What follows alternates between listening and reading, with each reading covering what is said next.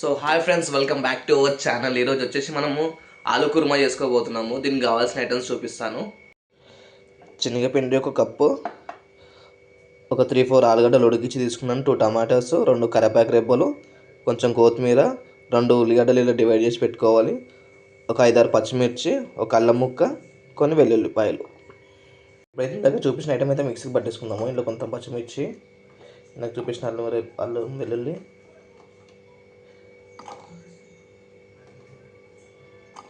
ఉల్లిగడ్డ,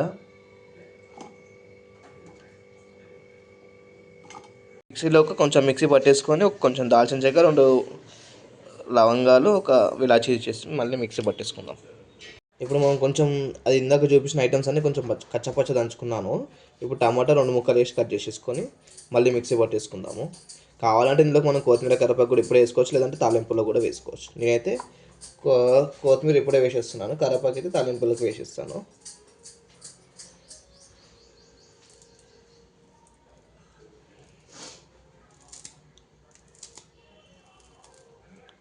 కొంచెం ఫ్లేవర్ వస్తుంది అన్నమాట దీంతో, అందుకని చెప్పేసి.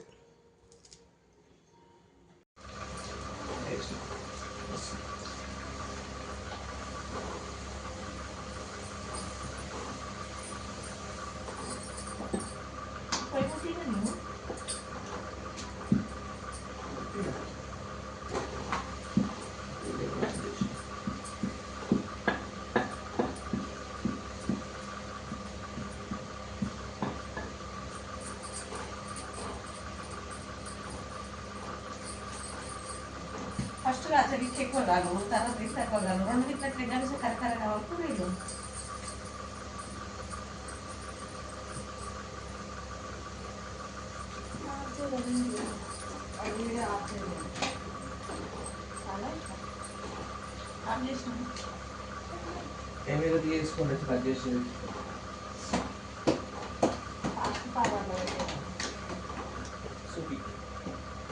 వేసుకుంటున్నాము.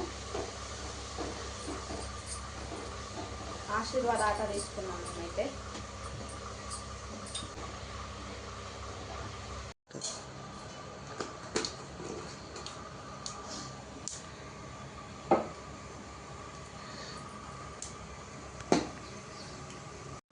ఇందాక పట్టుకున్న పేస్ట్ అయితే ఇప్పుడు వేసేసుకుందాం.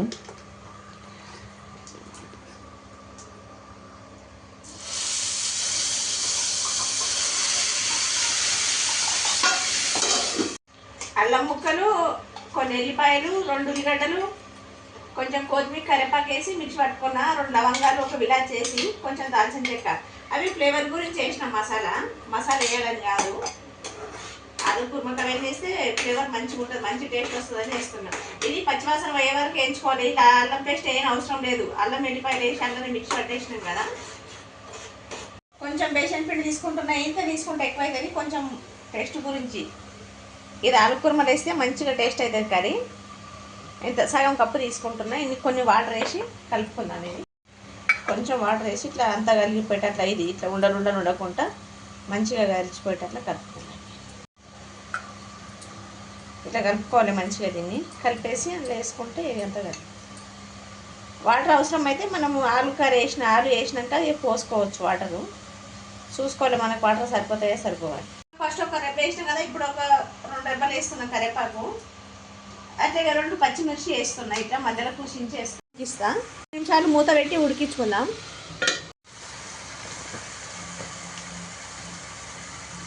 ఇప్పుడు కొంచెం పసుపు వేస్తున్నా. ఉడికిపోయింది మంచిగా.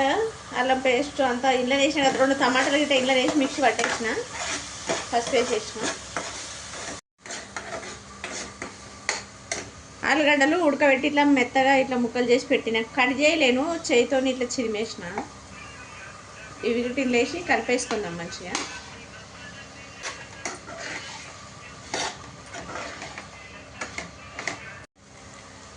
కారం వేసుకుందాం. ఒక చెంచాడు వేస్తున్నా. ఫస్ట్ 2 పచ్చిమిర్చి వేసిన, మిక్సీ గిట్ట 2 వేసిన, మళ్ళీ ఎక్కువ అని అది వేస్తున్నాం. సాల్ట్ వేస్తున్నాం, ఒక స్పూను. సాల్ట్ సరిపోకపోతే మళ్ళీ వేసుకోవచ్చు, టేస్ట్ కలిగట్లా. మన టేస్ట్ వేసి అంత ఇట్లా మంచిగా కలిపేసి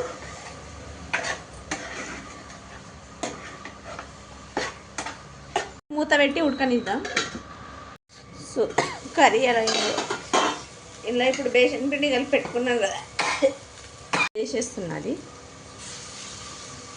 ఇది మన ఇష్టం ఎంతైనా వేసుకోవచ్చు, ఇంకా మంచి టేస్ట్ వస్తుంది వేసుకుంటే. ఇంకా దీనివల్ల ఈ ఆలు కర్రీలో ఇది బేసన్ పిండి వేసుకుంటే బాగుంటుంది. కర్రీ మొత్తం దగ్గరికి గట్టిగా అయింది కదా, కావాలంటే ఇంకా కొన్ని వాటర్ వేసుకోవచ్చు, లేదంటే ఇలా గిట్ట చేసుకోవచ్చు. నేను కొన్ని వాటర్ వేస్తా, ఇంకొక నిమిషం పాటు ఉడికిస్తే ఇంకా గట్టిగా అయిపోతుంది. కొన్ని వేసుకుంటే సరిపోతుంది. కొంచెం బేసన్ పిండి వేసిన కదా, జర ఉడికించుకుంటే ఒక నిమిషం పాటు అట్లా పచ్చివాసన రాకుండా ఉంటుంది. ఓకేనా, కర్రీ రెడీ అయిందేమో. కర్రీ అయితే మొత్తం రెడీ అయిపోయింది. మేమైతే ఇలా చేసుకున్నాం. మీరు గిట్ట ఒకసారి ఇలా ట్రై చేయండి.